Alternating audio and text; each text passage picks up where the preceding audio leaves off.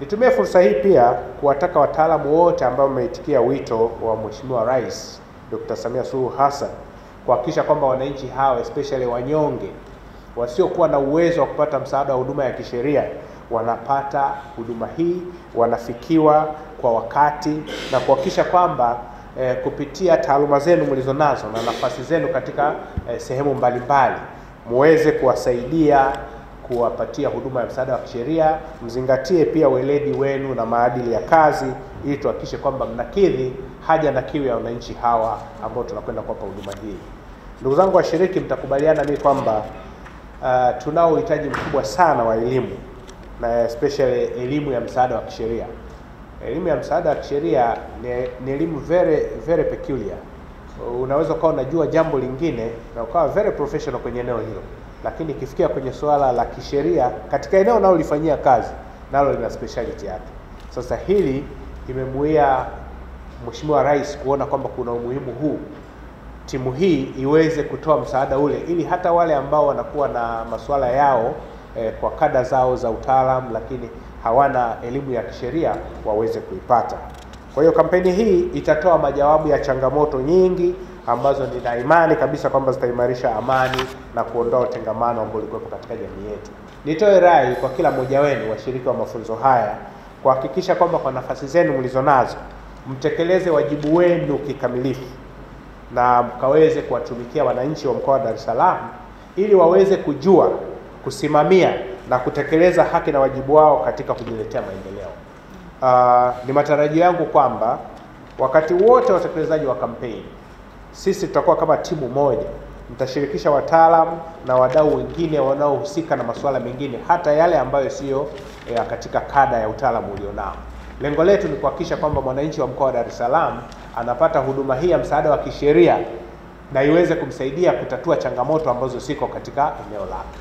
Lakini baada ya hapo tutakuwa tumepata funzo za pia kuelewa kupitia katika kampeni hii ni maeneo yapi ambayo yamekuwa na changamoto sana, maeneo yapi ambayo yanahitaji msaada zaidi, na ni maeneo yapi serikali sasa iweze kuweka nguvu zaidi.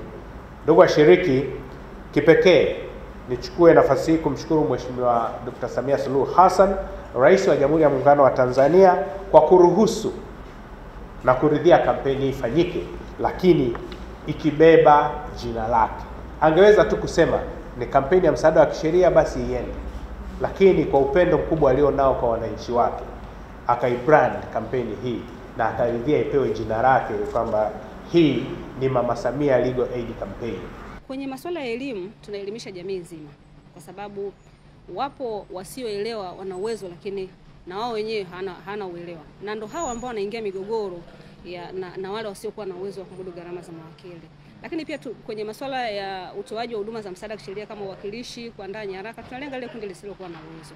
Kwanza kupitia hii kampeni wananchi wengi sasa hivi wameshapata uelewa kwamba nikiwa na swala langu niende wapi.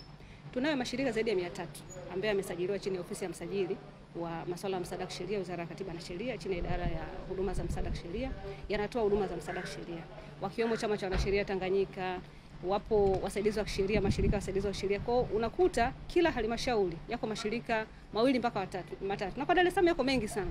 Kwa mwananchi anaweza kwenda moja kwa moja kwenye ile shirika akaweza kupata huduma ya msaada wa kisheria. Lakini wizara pia imeanzisha madawati ya msaada wa kisheria.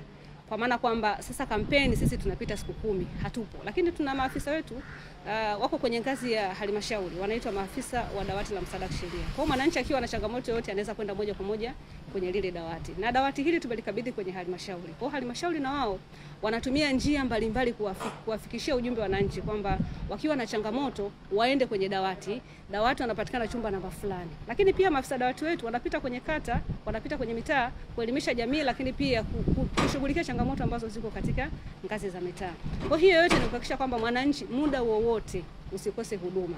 Lakini ukija pale wizarani tunacho kituo cha huduma kwa mteja ambacho kinafanya kazi pia. Kwa hiyo mwananchi anaweza kupiga simu akaweza kupata huduma moja kwa moja kwa kupiga simu. Kwa huduma za msaada wa kisheria sio kupitia tu kampeni. Huduma zinapatikana muda wote na mahali popote. Tuna wasaidizi wa kisheria karibia kila kata, na tunaendelea kufundisha wasaidizi wa kisheria ili wahudumie wananchi kule kwenye ngazi za kata. Kwa hiyo mwananchi akiwa na changamoto aende kwenye ofisi ya kata, kata watamuelekeza wapi pa kuanzia. Kwa yule ambaye hana uelewa wapi pa kuanzia. Asante sana.